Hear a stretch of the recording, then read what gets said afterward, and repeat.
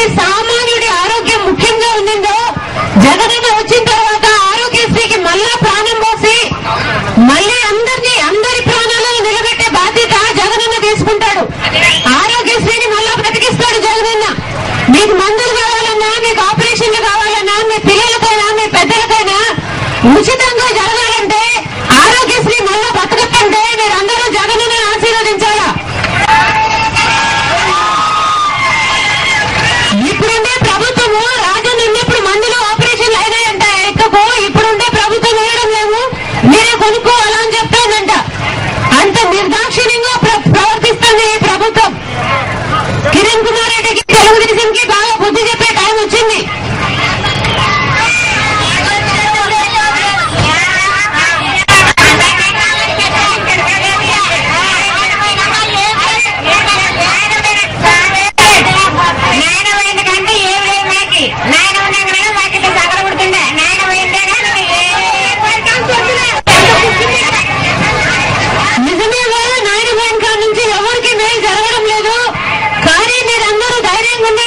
మంచి రోజులు మళ్ళా వస్తాయి, రాజన్న రాజ్యం మళ్ళా వస్తుంది.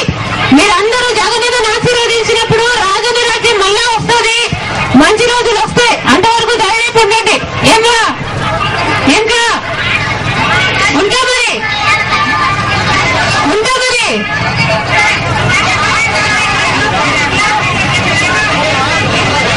అన్ని వస్తాయి. ఇక్కడ జగనన్నను ఆశీర్వదిస్తే ఇల్లులు వస్తాయి, రోడ్లు వస్తాయి, బస్సులు వస్తాయి, కెనాళ్ళు వస్తాయి, నీళ్లు వస్తాయి, అన్ని వస్తాయి.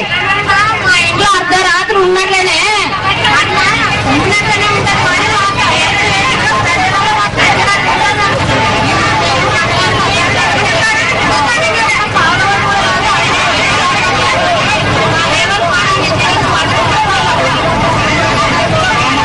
అట్లన్నీ కామని ప్రభుత్వము ఏం చేయాలా? అంటే జగనన్న వచ్చినాక తప్పకుండా చేస్తాడమ్మా. జగనన్న వచ్చినాక రాజన్న ఎంత బాగా చేసినాడో, రాజన్న పాల వడ్డీకి ఇచ్చినాడు కదా, జగనన్న వడ్డీ లేకుండానే ఇస్తాడు. ఏమి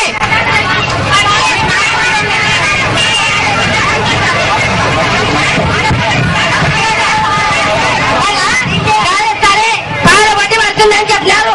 పాల పడుతుంది, రూపాయలు పడుతుంది వడ్డీ. మేము 5 ఏళ్ళు కడుతున్నాం.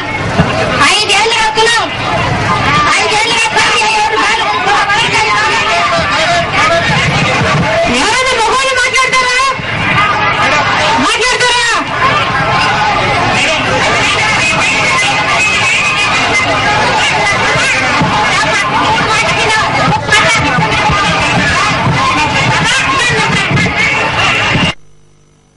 ప్రభుత్వం అటకెక్కించిన ప్రతి పథకానికి కూడా జగన్ ముఖ్యమంత్రి అయిన తర్వాత ప్రాణం పోసి మరోసారి రాజన్న రాజ్యాన్ని స్థాపిస్తారని చెప్పేసి షర్మిల ప్రజలకు హామీ ఇస్తూ పాదయాత్ర